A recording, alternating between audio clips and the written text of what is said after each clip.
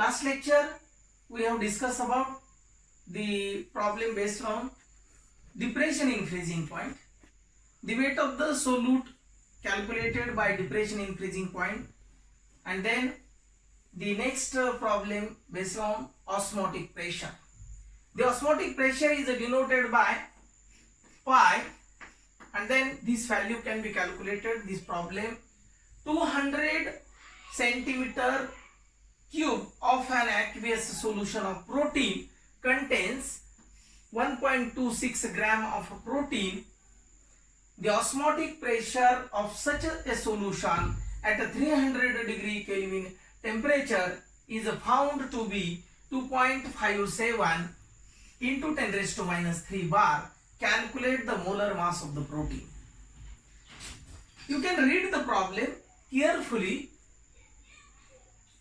200 centimeter cube of an aqueous solution of a protein contain, म्हणजे 200 centimetre cube या aqueous solution मध्ये, प्रोटीनच्या solution मध्ये 1.26 gram of protein काय आहे टाकलेलं आहे, आणि the osmotic pressure of such a solution 300 degree kelvin टेम्परेचरला इज फाउंड टू बी, म्हणजे ऑस्मोटिक प्रेशर दिलेला आहे 2.57 into 10 raised to minus 3 बार, आणि calculate the molar mass of the protein. आणि तुम्हाला या ठिकाणी मोलर मास कॅल्क्युलेट करायचंय प्रोटीनचं.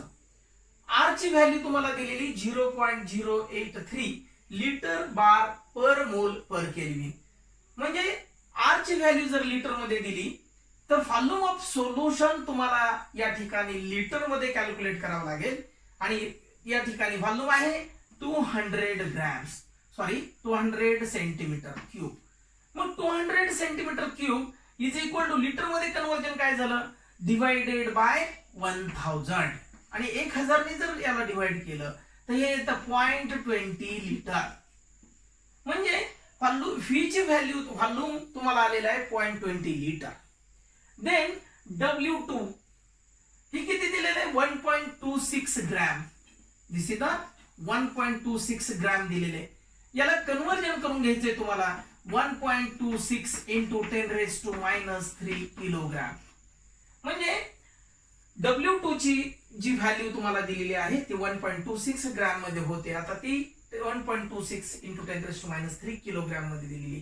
टेम्परेचर तुमचं आहे ऑलरेडी दिलेलं आहे इथं 300 डिग्री केल्विन मध्ये, म्हणजे या ठिकाणी 300 डिग्री केल्विन टेम्परेचर, आणि आर ची व्हॅल्यू दिलेली आहे 0.083 लिटर बार पर मोल पर केल्विन. या ठिकाणी आर ची व्हॅल्यू तुम्हाला दिलेली, आणि पाय म्हणजे ऑस्मोटिक प्रेशर तुम्हाला काय केलेलं आहे दिलेलं आहे या ठिकाणी बघा 2.57 आणि मग इंटू 10 raised to minus 3 ही पायची व्हॅल्यू तुम्हाला दिलेली. म्हणजे आपण पुन्हा एकदा जर केअरफुली अभ्यास केला तर 200 centimetre cube of an aqueous solution of प्रोटीनच्या सोल्युशन मध्ये 1.26 ग्रॅम प्रोटीन आहे. त्याचा ऑस्मोटिक प्रेशर आहे सच सोल्युशनचा 300 डिग्री केल्विनला 2.57 गुणिले 10 वजा 3 बार एवढा त्याचा ऑस्मोटिक प्रेशर आहे. आणि यावरून तुम्हाला molar mass of the protein calculate करायचे. आणि हे जर कॅल्क्युलेट करायचं असेल, आर ची व्हॅल्यू तुम्हाला दिलेली, R is the gas constant, ती व्हॅल्यू दिलेली आहे 0.083 लिटर बार पर मोल पर केल्विन. सोल्युशन मध्ये तुम्हाला गिवन थिंग्स बघा काय दिलेलं आहे, व्हॉल्यूम दिलेला आहे V is equal to 200 centimetre cube. त्याचं कन्वर्जन तुम्हाला लिटर मध्ये केलेलं आहे 0.20, म्हणजे 1000 ने डिवाइड करायचे.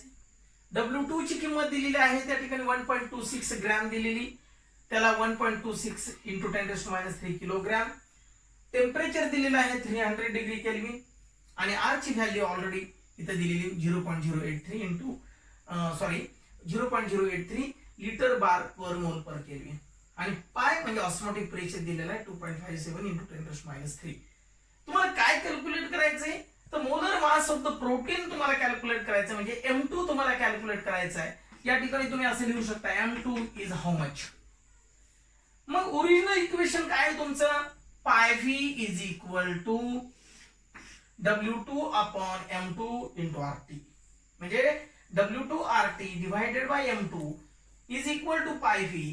हाच फॉर्म्युला कन्वर्ट जर केलं तुम्ही तर M2 is equal to pi V divide मध्ये जाईल W2 RT divided by pi V, आणि यावरून मग तुमची किंमत तुम्ही कॅल्क्युलेट करा. M2 is equal to, putting this value in equation or formula, M2 is equal to W2 RT upon pi V. W2 ची किंमत किती आपण घेतलेली तर 1.26 into 10 raised to minus 3 multiplied by 0.083 multiplied by T 300 degree Kelvin temperature divided by pi 2.57 into 10 raised to minus 3 into volume 0.20. Solve this term. 10 raised to minus 3, 10 raised to minus 3 get cancelled.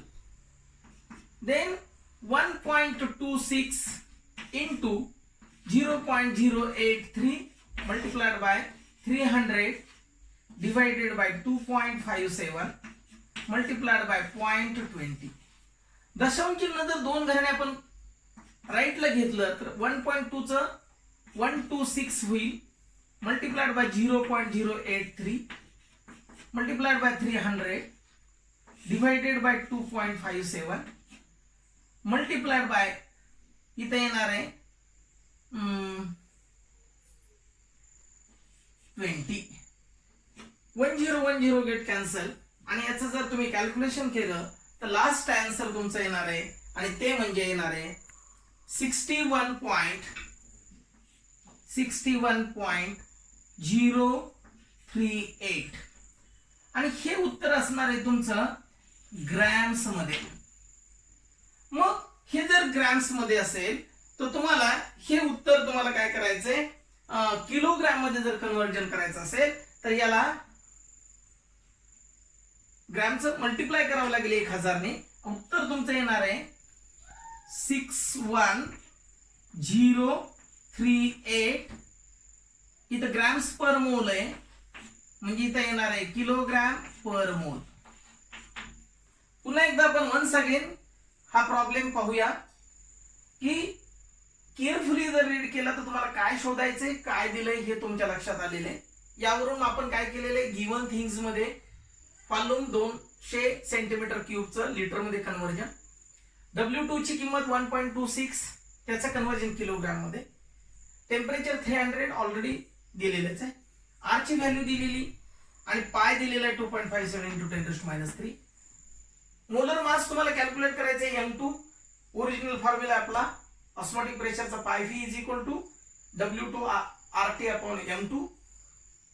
मग M2 is equal to formula तुमचा conversion झाला W2 RT divided by pi V, आणि मग या ठिकाणी given things मध्ये आपल्याला ज्या व्हॅल्यू असतात त्या टाकल्या 1.26 into 10⁻³ into 0.083 multiplied by 300 divided by 2.57 into 10⁻³ multiplied by 0.20. 10⁻³ 10⁻³ get cancel. मग 1.26 डिजिट मध्ये कन्वर्जन करून घेतलं, 126 झालं न्यूमरेटर मध्ये आणि डिनोमिनेटर मध्ये सुद्धा तशाच पद्धतीने. आणि मग सगळे कॅल्क्युलेशन जर आपण पाहिलं किंवा ही टर्म जर तुम्ही सोडल्या याचं मल्टिप्लिकेशन जर केलं तर लास्ट आन्सर येतं 61.038 ग्रॅम्स पर मोल असतं, आणि याला जर मल्टिप्लाय बाय 1000 ने केलं तर किलोग्रॅम मध्ये कन्वर्जन झालं, आणि 61.038 किलोग्रॅम पर मोल हे त्याचं आन्सर आलं. अशा पद्धतीने हा प्रॉब्लेम इथं सोडवलेला आहे. तुम्ही सुद्धा अशा पद्धतीचे अनेक प्रॉब्लेम सोडवा आणि जास्तीत जास्त प्रॅक्टिस करा, म्हणजे तुम्हाला परीक्षेमध्ये कुठल्याही ऑस्मोटिक प्रेशरवर जर प्रॉब्लेम आला तर कधी कधी तुम्हाला W2 विचारला जातो, कधी कधी तुम्हाला टेम्परेचर विचारलं जातं, कधी कधी मॉलिक्युलर मास विचारलं जातं, कधी कधी ऑस्मोटिक प्रेशर काढायला विचारलं जाईल, कधी कधी व्हॉल्यूम सुद्धा कॅल्क्युलेट करावं लागेल. मग अशा पद्धतीने व्हॉल्यूम जर कॅल्क्युलेट करायचं असेल तर temperature, gas constant, weight of the solute, osmotic pressure आणि M2 मॉलिक्युलर मास जर दिलं तर V ची किंमत सुद्धा आपल्याला काढता येते. अशा अनेक प्रकारे सगळ्यांची व्हॅल्यू जर तुम्हाला दिली असेल, एक क्वांटिटी जर नसेल दिली तर तुम्ही यावरून हा प्रॉब्लेम सोडून वेगवेगळ्या किमती काढू शकतात आणि परीक्षेमध्ये अशाच पद्धतीचे प्रॉब्लेम तुम्हाला विचारले जातात. तर तुमचे जास्तीत जास्त तुम्ही प्रॉब्लेम सोडवणं गरजेचं आहे. ऑनलाईन स्टडीमध्ये आपल्याला जास्त प्रॉब्लेम घेता येणार नाही, परंतु प्रत्येक पॉइंटवरचा एक प्रॉब्लेम मी घेतलेला आहे. तुम्ही सुद्धा एक एक पॉइंटवरचे 5-5, 10-10 प्रॉब्लेम सोडवा, म्हणजे तुम्हाला येणाऱ्या अडचणी समजतील आणि त्या अडचणी सोडवण्यासाठी आपण पुन्हा ऑफलाईन लेक्चरमध्ये किंवा ऑनलाईन लेक्चरमध्ये पुन्हा ते प्रॉब्लेम आपण घेऊ शकतो किंवा त्याच्यावर सीईटी आणि नीट JEE साठी काही जर ट्रिक्स असतील, छोटे छोटे प्रॉब्लेम्स असतील तर त्याचा सुद्धा आपल्याला विचार करता येईल. परंतु तुमच्याकडे तुम्ही सर्वात जास्त म्हणजे प्रत्येक चॅप्टरवरचे फॉर्म्युले पाठ करणं गरजेचं आहे किंवा लक्षात ठेवणं गरजेचं आहे, त्याचं कन्व्हर्जन ठीक आहे करणं गरजेचं आहे. अशा पद्धतीने तुम्ही जास्तीत जास्त प्रॉब्लेमवर भर दिला तर कंपल्सरी जे प्रॉब्लेमचे मार्क आहेत तर ते तुम्हाला मिळण्यासाठी मदत होईल आणि स्टेप बाय स्टेप प्रॉब्लेम सोडवत चला. सगळ्यात महत्वाची गोष्ट म्हणजे प्रॉब्लेम केअरफुली रीड करा, लाईन टू लाईन रीड करा. रीड केल्यानंतर गिवन थिंग्स मध्ये काय आहे, दिलेल्या काय गोष्टी, कॅल्क्युलेट काय करायचे, हे सगळं तुम्हाला कन्व्हर्जन येईल आणि फॉर्म्युल्यावरून तुम्हाला त्याच्या स्टेप बाय स्टेप मांडणी करता येईल आणि प्रॉब्लेम सोडवता येईल. तर सर्वांनी प्रॉब्लेम सोडवणे गरजेचं आहे आणि जास्तीत जास्त प्रॉब्लेम सोडवा. प्रॉब्लेमकडे दुर्लक्ष करू नका. प्रॉब्लेम हा प्रॉब्लेम असला तरी त्याच्याकडे दुर्लक्ष करून चालणार नाही.